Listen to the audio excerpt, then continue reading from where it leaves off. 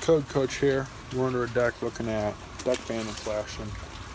One of the most important inspections, one of the most things when it comes to decks is right here. This is deck flashing. That is very, very critical. You want to make sure that you have that. Code also talks about having your anchor bolts. See right here they have 2 bolts. There's no other bolts. So anytime you have an end, you're supposed to have 4 bolts or a brake. So let's say this was a brake and a joist.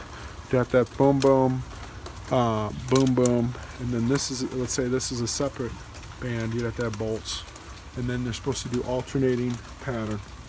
So here they don't really, they kind of have it through bolted, but not really all the way. So we want to make sure, same thing here as an end.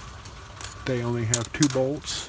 Really supposed to have 2 more bolts here, or boom boom, boom boom. And a good thing to remember, like you say, 2 inches from the end, you want it in the middle part of your joist, not really down here at the end, not really towards the top. You want to get them spaced in there. You can get kind of crazy with these bolts, especially on shorter sections where you kind of over bolt it. But again, they want to be 3 bolts. Another thing to be mindful of is sealing. But biggest issue people forget about is right there, the flashing. Make sure you got flashing.